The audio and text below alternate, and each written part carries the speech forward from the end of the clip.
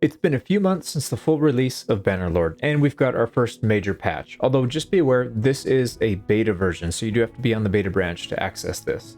There's a huge list of crash fixes here. We're not going to go over any of these, literally 43 of them on the list. So if you've been experiencing crashes, this should help quite a bit.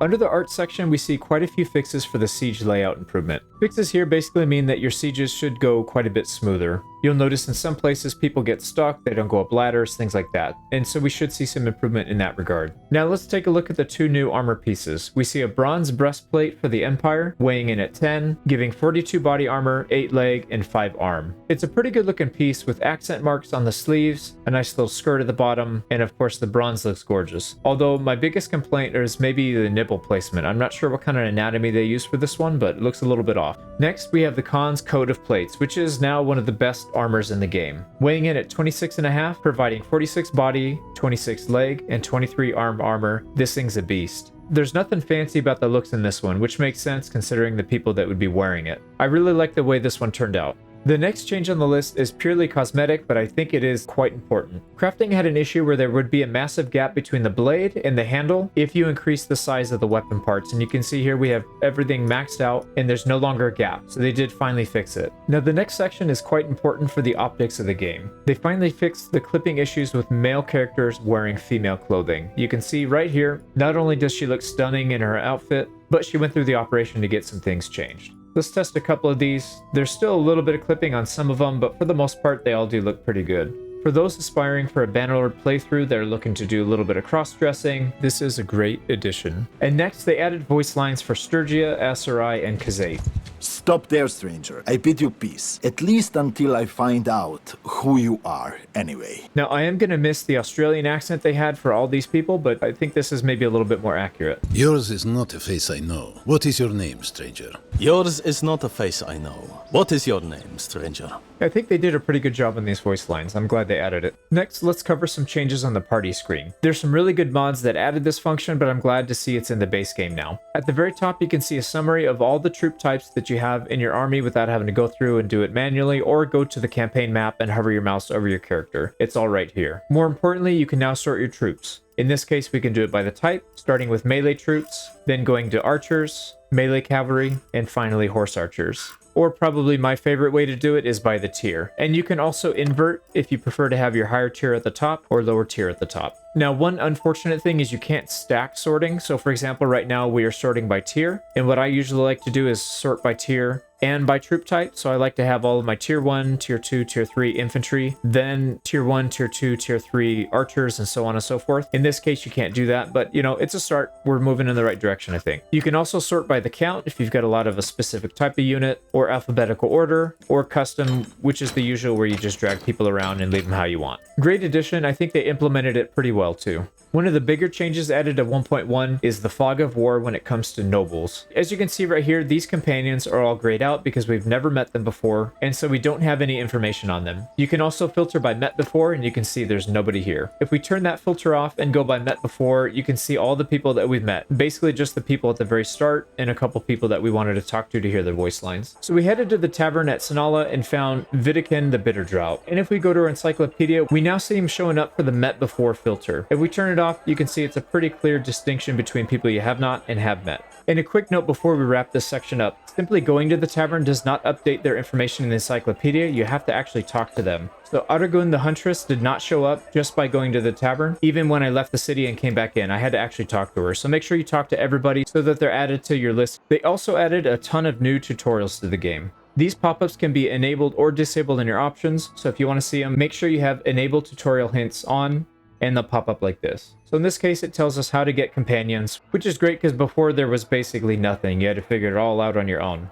And they added a bunch of them, including how to equip your civilian loadout, how to deal with thieves, and so on. This is a great change for newer players. There were a ton of fixes under the battles and sieges section. We don't have time to go over every single one, but the general theme here is to make sieges less janky. For example, people running into walls, not getting to their destination and being able to defend, grouping up in the wrong spots and not scaling the walls, things like that. Overall, we should see a pretty big improvement for battles and sieges, although a lot of these seem to be tailored towards sieges specifically. One of the bigger changes is they added a new sally out command. So you still have the option to sally out and fight a field battle, or you can ambush and try and take out some of their siege equipment.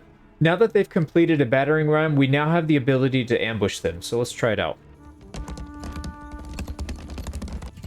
You don't get access to all of your troops, but it looks like you get a decent mix of them between cavalry and everything else, and we do get an option to attack the battering ram. This thing's pretty well defended, so getting to it's not all that easy. So we went down in battle and immediately it ended the mission. And you can see right here, we had 97 troops to their 40, but it does look like it gave them a lot of high tier troops. So I'm interested in testing this mechanic out further. Also, the longer this mission goes, the more reinforcements they get, so it looks like time is an issue in these. And looking on the campaign map, we did hit the battering ram a few times, and it looks like that damage does carry over, so it's at 91% hit points. And this next addition is really cool. If you look out here, just to the east of Legetta, there's a big mountain surrounded by forests, and it won't show up on your map until you get close enough to spot it with your scouting skills. Make sure you travel up the hill here, it'll open up the retreat. And if we travel up the pathways, we'll end up speaking to somebody called the Hermit. Got a really nice hideout. This would be a very good bandit hideout, actually. There's two scenarios in which you'd want to use the Hermit. Number one, you want to end the game, or number two, you want to start playing as one of your heirs. Luckily, they give you plenty of warnings, so you don't accidentally do this. But once you end the game, it comes up with a ton of different statistics, letting you know what you accomplished in your campaign. From tournaments won, all kinds of combat stats like kills, towns captured, how much money you've made, how broken smithing is, and some stuff about your companions. Having the stats is a nice addition, but being able to retire and play as one of your heirs is game-changing. One of the bigger changes in this patch is a rewording and rebalancing of pretty much every perk in the game. Not every perk got rebalanced, but they all got reworded so that they all make a whole lot more sense. For example, if you look at Ignore Pain, it says 10% armor while on foot, so it specifically tells you how much armor is being increased and what you need to do to qualify for it, being on foot. And again, they rebalanced a few of these. Before, strong arms would add a focus point to throwing, and now it gives you plus 5% damage with throwing weapons. And one of the changes I'm so happy to see is engineering perk level 75 military planner. This perk used to be for a long time plus 50% ammunition to ranged troops during a siege. Then they nerfed it to 25% and they changed it back to 50%. Thank you so much, Terrorwolves. This is a good addition. We're not going to go over all the changes here because this would be an entire series of guides on its own, so look forward to that in the future. The next one's a small change, but it's one that really annoyed me. Sometimes you would assign a governor, and then a day later they would travel halfway across the map for no reason. This has now been fixed. Now this next part is pretty exciting. They added the ability to take over gang alleyways. So what you need to do is go into a city, hold Alt, and look for these red icons. So in this case, Waterfront, there's another one on this side of the map called Backstreet. You come up to these gang members, open dialogue, hit the middle dialogue option, then the top dialogue option, and that'll enrage them. They'll want to fight.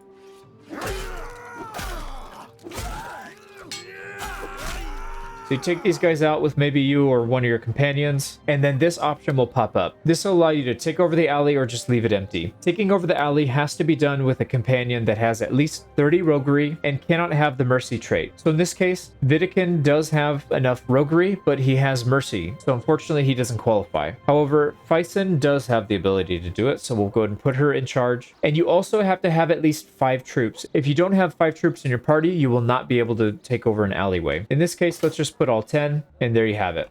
And if we go to our clan tab, click on the other tab, you'll see a new place to look at your alleyways under control. So in this case, we have 5 in total. And thanks Flisson for pointing this out. Each town gives 2% of the prosperity as income. One cool thing to note is the troops that you drop off at each of these locations do not cost you any party wage, and neither does the companion. Although you do rack up a little bit of criminal rating with each one, 0.5 per day, which doesn't seem like a lot, and it's not, unless you're at war with that faction. Criminal rating decreases at different rates depending if you're at war with them, at peace, or a vassal or mercenary. So if you're at war with somebody and you have a bunch of alleyways, you could actually pile up criminal rating pretty quickly, but otherwise I wouldn't worry about it. And a couple final points. I noticed some comments somewhere saying that you're capped at 5 alleyways, which is not accurate. In this case, we've got 6. So I don't know if there's an upper limit here, but it doesn't seem to be the case. And finally, you can only have 1 alleyway per town. So if you see 2 or 3 different alleyways that you can attack, you can only take over 1 for purposes of an income. However, clearing those out might make it less likely that they come and attack you because other gangs will start to encroach on your territory if you wait long enough. And I was able to finally get attacked in one of our alleyways. If you go to the town that's being attacked, you do get a pop-up saying you have 5 days to go there and defend. And on the main menu of the town, there's an option to go to your alley, and at the very top, confront whoever's attacking you. And in this case, we had a bunch of peasants, so it's no surprise they're trying to take it over. Let's see how our peasants do, actually. We were able to successfully defend, although I had to step in because the peasants aren't all that good. One thing to note here is we are using our regular gear set, not the civilian gear, so you can defend your alleyways with your normal gear. Now, after the fight, we did lose quite a few of our troops that were helping to defend, so let's go ahead and top that back up, and we should be in good shape for a while. There's a lot of info under the army section, but there's one specific bug that I wanted to cover. Fixed a bug that gave prisoners to militia parties after sallying out. So basically any battle you had where your militia from the settlement were fighting, if they were to capture an enemy noble, those nobles wouldn't be accessible from the dungeon and you just have to wait for them to RNG escape. It was really annoying. So now hopefully that's been fixed. They also changed the way the raiding mechanic works. You still get loot and dinars for raiding villages, however it's now based off the hearths that the village currently has. So in this case, this is a very low hearth village with only 65. We're getting 6 dinars per tick, but I've noticed we are getting a decent amount of mounts. And once it's over, we don't get a disorganized state penalty for movement. However, if you start a raid and then stop in the middle of it, you will get a disorganized state penalty, except for the fact that we did. Well, it's supposed to anyways. Another new mechanic is electing the new leader of a kingdom when the ruler dies. Previously, it would default automatically to the main character, and in this case, we can see that's not the case anymore. This one's going to Munzer, who we haven't met, so we can't get any information from him, but I believe he's one of the highest tiers in the faction besides Caladog. So there's no more way of cheesing it and becoming the ruler just by getting the faction leader killed and being a vassal. This next fix isn't big, but it's one of the ones I'm actually very excited for. Fixed a bug that caused the player party to be ejected from the current settlement due to an unrelated peace between other factions.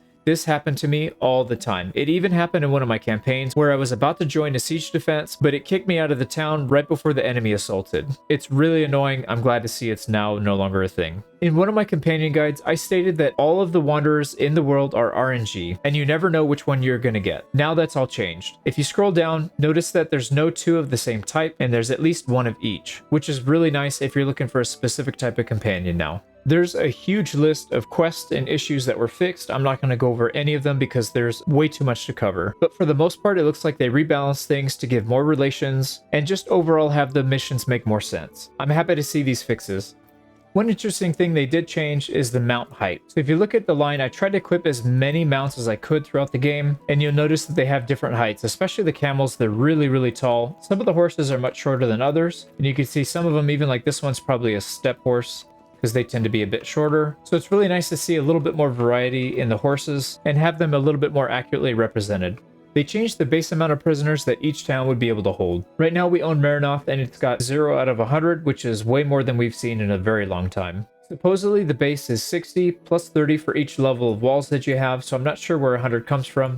Because if we look at our town, we see the fortifications at level 1. But either way, it's a great change. Now we can actually have a couple prisoners rather than having to sell everybody because we can only fit 5 or 10 people in a gigantic town. There's a pretty small section for the multiplayer changes, and I don't see anything too groundbreaking here, so we won't cover them. Sorry, multiplayer. You get the short end of the stick again.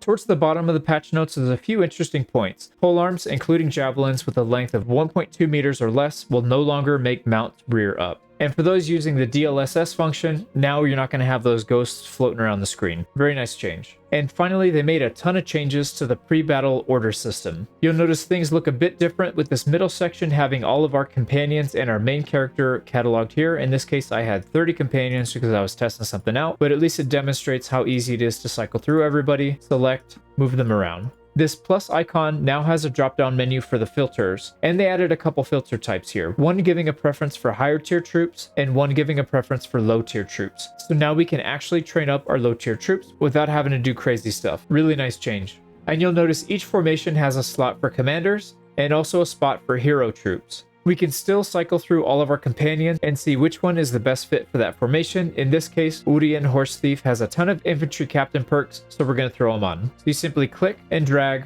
and move him over here to assign him as a commander. If we had other companions that are really good at melee combat and we wanted them to join that formation, all we have to do is simply click and drag and add them to this section, and you can go that way. Or you can create an entirely separate formation and drag all of your companions there, and that way you have your own dedicated bodyguard. Or you can keep the important companions out of danger like your surgeon, steward, engineer, or your scout. This is a really, really good change. It's still not quite as good as what we had before when we could do it on the party screen, but this is a huge step in the right direction. So overall, I think this is a solid patch. There's a lot of really good changes here that are going to add some nice quality of life features, but more importantly, there's actually content this time. There's nothing game-changing here, but again, it's all the little stuff that adds up. And one final point, I did try and launch with my current mod set and it crashed, so be careful using mods with this. I do think the mods need to be updated for this to be compatible. Thank you so much for watching, and I'll see you on the next one.